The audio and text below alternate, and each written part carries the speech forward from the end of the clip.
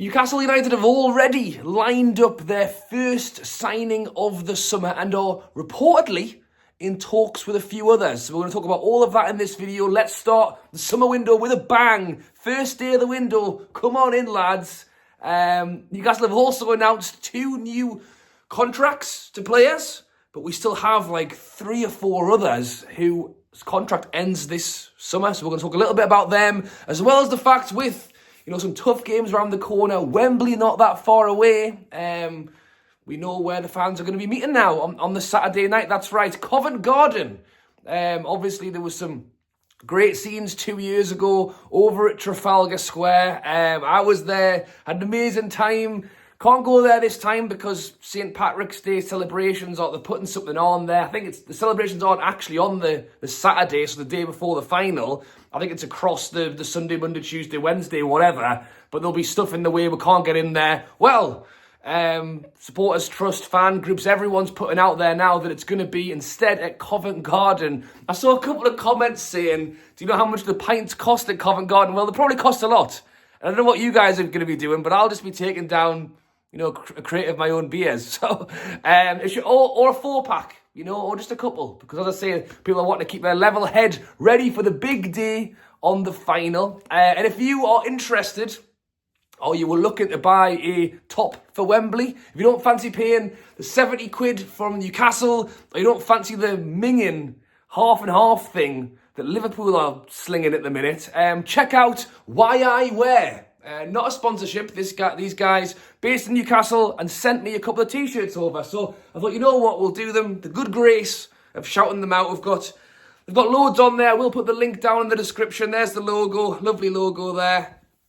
This one is just a Carabao Cup final top, but I love this one. Gordon taking the mick out of Arsenal. Yeah, so I will put the link in the description. Go check them out. As I say, reasonably priced. Some Carabao Cup stuff on there, as well as just general Newcastle t-shirts as well. So go and check them out. So I know what I'll be wearing ready for the push to the final. So yes, very much looking forward to it. But as I say, Newcastle in terms of summer windows of late haven't been particularly great, and it's clear that Newcastle are already getting started early on a plan for next season. It was in fact kind of said in recent reports that Newcastle have no plans to sell Isak, Bruno, Gordon or anybody else this coming window, which is great news to us. However, and I think that's based on the fact that we haven't really spent too much money of late. We're not having to offload players in order to satisfy PSR, that whole ATP thing, associated party transactions, is under a microscope. If anything, we're hoping that before the summer window, we might actually get a little bit of leeway as to the fact that we reportedly lost out on money on our seller deal because we were told after 160 plus days of negotiating that sponsorship, Newcastle were in the end told, you can only have it if you do it. I think, was it meant to be 30 million and we only got 20 million, something along those lines. We basically got downgraded of how much money we were allowed. Yeah, that's right, allowed to have as our own sponsor, as if we are not in charge of our own sponsor. Well, we're not. We're not in charge of our own sponsor. So that's a slight side story there, but the hope is we'll be given a bit of money, or we'll have some more room for manoeuvre. People are talking about, will Newcastle sue the Premier League? I would guess not. I would think it's probably more likely Newcastle to go, right, well, you made us sell Minty, there's 30 million, we want to be able to freely spend that money that we shouldn't have had to sell for. You made us sell Anderson, well, actually, we want to now backtrack that, and we want to have the money that we could have spent. We lost money on seller, we didn't get a sponsorship for the trainer, because really the PIF are billionaires, billion, trillion, whatever they've got loads of money. I don't think they're going to be too fussed about the 10 million, it's more is that we should be allowed to spend it now. All right, yeah, we've worked out that basically Newcastle had 100 million in damages, and the Premier League are going, oh my God, we can't pay that back. And Newcastle go, you're all right, but we want to be able to freely spend double that, 200 million, and then whatever. So, side story there, but that's the hope that we can have some money going into the summer window. But before that, Newcastle are clearly trying to get things lined up and ready to go, and they've started off by dealing out a few contracts. So the club have reported that both Kraft and Dubravka have signed new one-year deals, which Good. Dubravka's had a great spell, was going to leave now, he stayed. Dubravka still scares me slightly, and, this will come on to the player that we're being linked with of buying day one of the summer window is Trafford from Burnley. So, loads of reports coming out last night and the day before that in fact, that Newcastle were in talks to sign him last summer. Personal terms were agreed, but due to various issues, we never got it over the line. Well, it looks like Newcastle have learnt from their mistake, and they basically lining it up that Trafford could walk into Newcastle on day one. So I think it's sensible to give Dubravka another year. I think it's possibly because of the negotiations we had where he'd literally, the thing is, don't know. We've got a million goalies. We want a seventh one, apparently. Trafford as well as Dubravka. But Gillespie's contract's coming to an end, as is Ruddy's. So are we going to be in a situation where we let both of them go and then it'll be Trafford number one, or maybe Dubravka and Pope number one with Trafford closely behind after he's settled in and getting ready and can kickstart, and then Vlaco Dimos is number 4? I would be surprised if Gillespie got a new deal, but I wouldn't be surprised if they just made Ruddy into a coach. So he might just stay on the probably low wages, but is helping out. I think really what we should actually try and do is sell Vlaco Dimos, and then Pope and Dubravka can be two able goalies, but of both. Dubravka can't dive to his right because of an injury. Pope can't dive to his left. Can we just come back? Can we just play both of them? At least they'll have a side of the goal each. I think Trafford will hopefully be our new upcoming goalie that will settle in well. He's done great at Burnley. I think he's not been fully tested in the Premier League, which is why it makes sense to hang on to Dubravka maybe for an extra year. I think Pope's still got a couple of years left regardless. And we can try and streamline this goalkeeping situation rather than just having a million goalkeepers. But yeah, it's positive that he's come in. The other contract, as I mentioned, the other contract was for Emil Kraft. He has reportedly now signed a new 1-year deal. I think he hasn't played a lot of football, but when he has, he's been very solid. So I see nothing wrong with giving him a new deal. The bigger question mark is around the players who we are yet to have given a new deal. Lascelles was mentioned in Eddie Howe's press conference this morning, as was Botman, who reportedly is still suffering from an injury. Not his cruciate ligament injury, it's the other leg. So, even at the age of 21, he's already got a good leg and a bad leg. Well, he's got 2 bad legs at the minute, but hopefully one's not as bad as the other, and he can be back soon. He said that Dan Burn is fit and ready to go, so I imagine he will start. This is for tomorrow's game against Nottingham Forest. I would imagine Shaw will start, but there's a question mark on Fabian Shaw as well as to whether he's going to get a new deal. A lot of the noise has been that he is going to get one. Lots of fans have challenged this. Let me know down in the comments thinking if we should be giving Fabian Shaw a new contract or not. I think we give him one. I think he's still a very competent. Well, I think he's still a Premier League defender. He just hasn't been in great form right now. People are saying he's lost his legs. Getting a lot slower now. He is, and there's no denying that we have an aging back line. Even Crafty's no spring chicken. Trippier over 30, Burn, Shaw both 32, 33. Lewis Hall on the left is the youngest of the lot, so at least we've got a bit of a future for the left back. But yeah, for the very meantime, I think it makes sense to give Fabian Shaw a new contract. Jamal Lascelles, on the other hand, who was also mentioned today, I don't think we will. I was actually buzzing for him when he got given the captaincy, because it was around that time where it really felt like he was the man to do the job, lead, and it just hasn't had the game time, and then we give the captaincy to Bruno. I think it makes sense that Lascelles leaves at the end of this season. Eddie Howe said he's still struggling with his cruciate ligament injury. He said probably won't be available till right at the end of the season.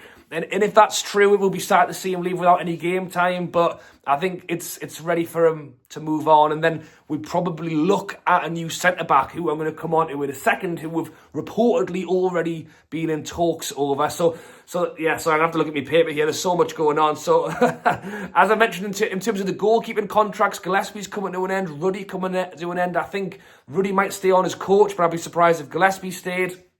I imagine Lascelles will go, but I think we will give Shaw the year. Callum Wilson, nothing on him yet. Eddie Howe has said that he would like him to stay.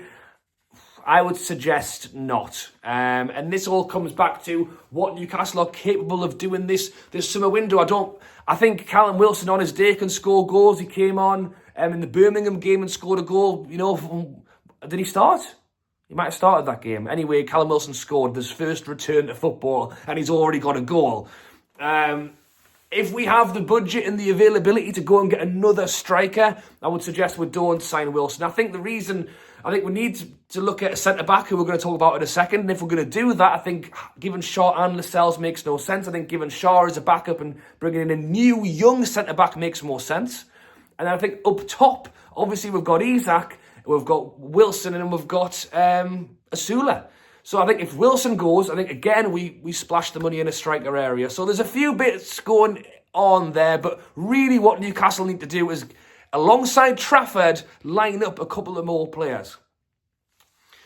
Because there's no doubt we've had our fingers burnt in the last couple of transfer windows. Situations, well, this is the thing, the WHEY one, aren't we? Literally reports coming out that we were ready to sign Trafford in the summer, and then didn't do it for this reason or another. Maybe it's because of the whole Vlaco Dimos thing, all this kind of stuff whirling around. Newcastle couldn't sort the finances out. It would be so satisfying for Newcastle. We just don't do it enough. It would be so satisfying if Newcastle have a couple of players lined up. Dibling from Southampton has been a name that has been whirling around for a little while now. He has been injured at Southampton for some time, and we've maybe not seen as much of him this season in a struggling Southampton side, but I reckon he's a player that will probably stay in the Premier League if, and most likely when, they go down. Reports back in January were that Newcastle were very interested in the player, but it wasn't the right time. They were hoping to keep him and basically save him from relegation. It's not happening, and new reports are coming out now that Newcastle are already in talks to try and have something lined up for him day one of the window. Now, is that enough for you? Let me know in the comments, because you're talking about Mbuemo, you're talking about a few different right wingers at this point. Do you want someone more established? Do you want the main man, 70 million signing, to come in and go boom? Or is Newcastle being clever, rebuilding with youth? Trafford, just 21, 22, Dibling's similar, if not a couple of years younger actually, for a goalie for a right side. And then in terms of centre-back, the man who's being talked about is Huijsen, who reports are from Fabrizio Romano that Newcastle are already ringing Bournemouth. Well, the words he used to that effect were ringing them daily. What's going on? Can we get in a pre-contract? Can we discuss this player already? So it sounds like Newcastle are trying to learn from the Guéhi, rather than going into a window and going, let's sign him, a month of them going, no, you can't have him, you can't have him. If we can get in early and speak to Bournemouth about Huijsen, see if he's available, I think, has he got a 50 million release clause or something like that? I think that's what's kind of pushing this, the idea that he is going to leave Bournemouth. I mean, for all intents and purposes, they came to our place and beat us, and they're doing pretty well in the league, so it's all well and good to go, yeah, we'll have him, but there's another thing where he might go, well, actually, no, I don't want to go. But I think the reason that, as I say, Trafford's Championship club, Dibling is looking like it's going to be tough for Southampton. Well, they're not going to stay up. Well, yeah, it ain't looking good. And then you've got Huijsen at Bournemouth. And if he does have a release clause, then that's something that Newcastle can certainly have a look at. And don't get me wrong, I think that a lot of teams will look at this guy because he's very good. But that is why Newcastle should do it early. Imagine starting a window and having players available and ready to go and have a full pre-season. That's just never happened before. It sounds like, from the reports, Trafford will be joining Newcastle from the start of next season, if those reports are to believe. There's no doubt we've had interest in him. We've already just tried to buy him the first time, and Burnley said yes last time. And the reports are that even if Burnley get promoted, Newcastle have already done the deal, and we're going to take him on. So loads to go, loads to get through there. As I mentioned, it was quite nice to have plenty to talk about, smash it all out in one video. So if you have enjoyed this kind of catch-up, be sure to drop a like and subscribe to the channel. As I mentioned, if you haven't checked them out before, WHEY, if you fancy something for the Carabao Cup, if I lift it up far enough without showing you my belly, there you go, Carabao 2025. Great to hear that Newcastle fans have got somewhere to go the night before. And hopefully we can get the job done on the day. But as I said, well, if you didn't, I did a TikTok about it the other day. Some of the stuff that's online, the Liverpool half and half t-shirt. That was on the official Liverpool website. I couldn't believe it. So yeah, don't buy that. Get yourself to WHEY instead. Grab some. So thank you to them for sending me over a few teas. There you go. Thanks for watching. Thoughts and comments on everything down below. As I say, I will be at the game on Sunday, so check out for the reaction, the vlog and everything else. Hopefully, after a tough game against Man City, you know, travelling down there, watch us get hammered. Wasn't a nice Saturday. Hopefully we can finish the weekend on the Sunday against a tough Nottingham Forest side. 3 points in the bag before Liverpool, before Brighton, before Liverpool a second time in the cup. Thanks for watching, and I'll catch you later.